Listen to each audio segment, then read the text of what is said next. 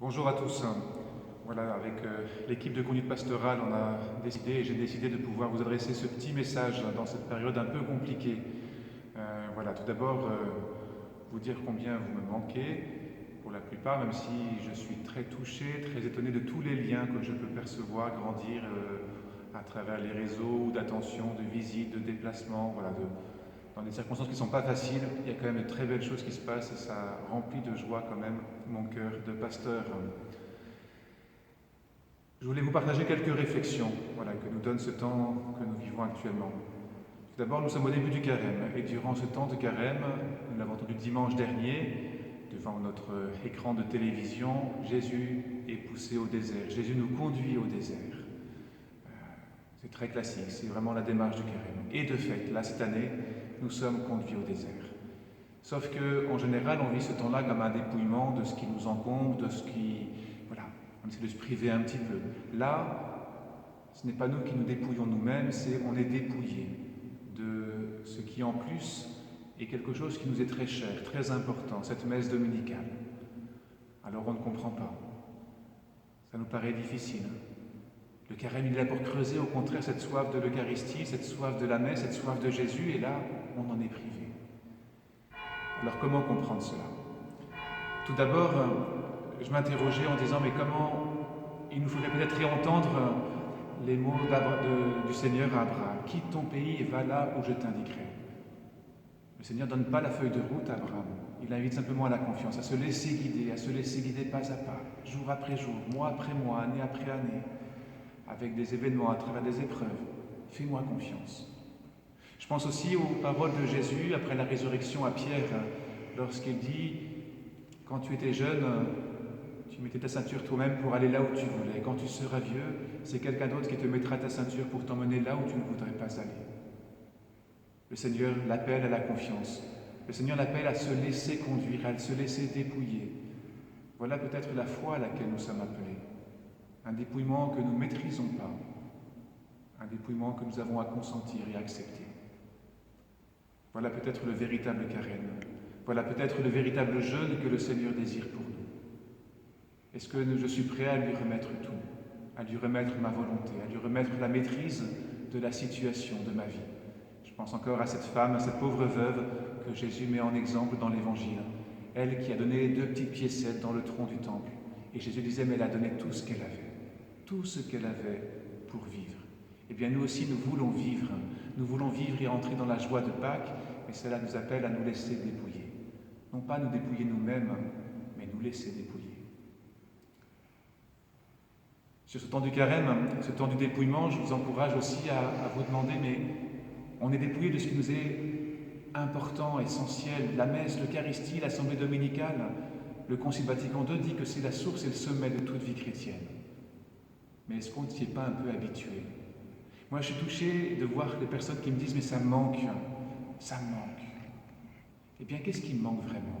Moi, je vous invite vraiment à vous poser la question, à vous interroger, à chercher, à en parler entre vous. Qu'est-ce qui me manque vraiment? Est-ce que c'est la petite sortie du dimanche où on se retrouve avec les amis, les copains, on discute un bon coup, c'est sympa? Ou est-ce qu'il y a quelque chose de plus profond? Prendre conscience de ce qui me manque vraiment, c'est peut-être creuser ou laisser le Seigneur creuser en nous le désir de le recevoir, lui, vraiment, à travers l'Eucharistie, à travers sa parole, à travers les frères. Qu'est-ce qui me manque vraiment? Et demandons au Seigneur alors par nos échanges qu'il ravive en nous cette soif et cette faim de lui, des dons qu'il veut nous faire. Alors quand nous nous retrouverons pour la messe très prochainement, j'espère, alors notre cœur sera assoiffé, affamé et tout à fait ouvert à tous les dons que le Seigneur nous donnera en abondance. On ne sera plus des blasés, on ne sera plus des habitués. On mesurera le don extraordinaire qui nous est fait. Voilà la première réflexion sur ce temps du carême, temps du dépouillement. Une deuxième réflexion, c'est de remarquer aussi combien, si nous sommes privés de cette assemblée dominicale, nous ne sommes pas privés de petites rencontres fraternelles. Et certains le font déjà, les chemins de croix sont maintenus, certains décident de se retrouver pour suivre la messe à la télévision ensemble dimanche, d'autres pour partager autour des textes, se retrouver pour prier. Voilà. Rappelons-nous que notre évêque nous appelle à déployer ces petites fraternités missionnaires. Non pas comme pour remplacer la messe, rien ne peut remplacer la messe.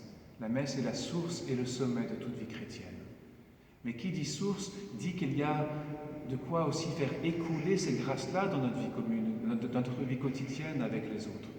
Qui dit sommet, ça veut dire que dans notre vie, il doit y avoir des chemins qui doivent y conduire à ce sommet. Eh bien, ces petites fraternités sont peut-être aussi un appel à réentendre à nouveau pour déployer cette grâce de l'Eucharistie dans nos vies. Nous avons besoin de peut-être, oui, réentendre, goûter ces moments-là. Alors, soit peut-être durant ces jours qui nous sont donnés, retrouvons-nous à travers les fraternités qui se réunissent cette semaine, lundi à Villers, jeudi à Laigneville par exemple. Il y a aussi d'autres initiatives qui peuvent se prendre chez les uns, chez les autres, à quelques-uns, à 2, à 3, à 5, qu'importe. Voilà. Mais réentendons peut-être dans cette circonstance particulière cet appel de notre évêque.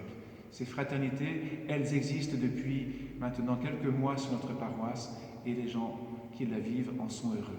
Tout n'est pas parfait, ça se cherche encore et on se retrouvera pour essayer d'accompagner ce mouvement-là. Mais peut-être que cette situation nous appelle à oser peut-être davantage prendre ce risque de ces fraternités. Le troisième appel, et le dernier, je vous rassure, concerne aussi cette tradition dans l'Église. Ce n'est pas la première fois que l'Église doit faire face à des moments de crise, et notamment face à la maladie, face à des épidémies. Et je suis profondément marqué, comment ces périodes-là ont été des périodes où de grands saints se sont levés, des saints de la charité. Oui, il nous faut être prudents, non pas pour nous-mêmes d'abord, mais pour les personnes les plus fragiles, les plus vulnérables. Et cette mesure de prudence, elle est importante à entendre et à redire. Mais nous ne sommes pas une société qui se mesure uniquement sur le plan sanitaire. On doit se mesurer aussi sur le plan de la charité, sur le plan de l'attention aux autres. Alors, je ne suis pas là pour vous dire et vous dicter ce que vous devez faire, mais je ne voudrais pas que, par peur, on se laisse enfermer dans une solitude de plus en plus grande. Ce n'est pas ce que j'ai vu depuis quelques jours sur la paroisse, et je ne peux que vous encourager à continuer à avoir cette attention-là vis-à-vis de nos voisins les plus fragiles, les plus faibles, les plus isolés.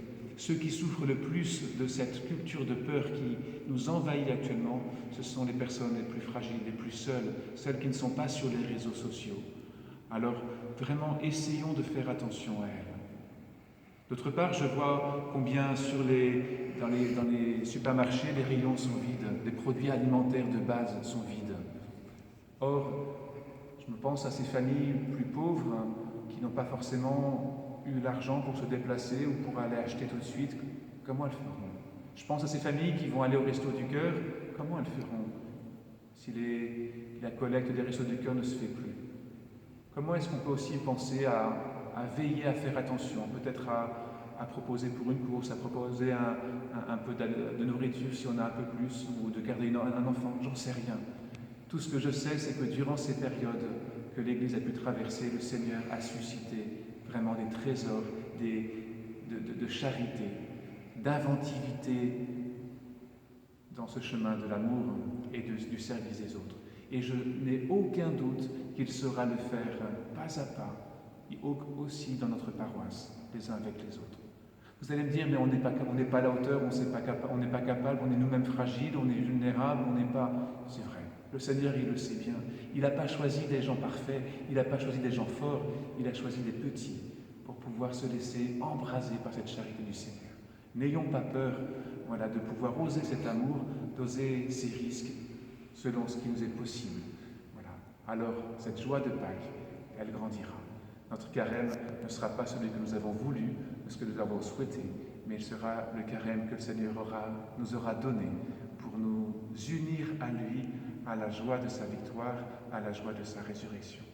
Je vous assure de ma prière, priez aussi à travers cette neuvaine que notre évêque nous a demandé de prier avec lui, en nous confiant aux bienheureuses Carmélites de Compiègne. Elles ont offert leur vie pour que la paix revienne au moment de la Révolution française. Et c'est ce qui s'est passé. Eh bien, nous aussi, à leur prière, avec elles, offrons nos vies pour que la paix et la joie de nous retrouver à la source et au sommet de toute notre vie, l'Eucharistie dominicale, à Pâques, soit vraiment notre joie. Bon carême et à très bientôt. Au revoir.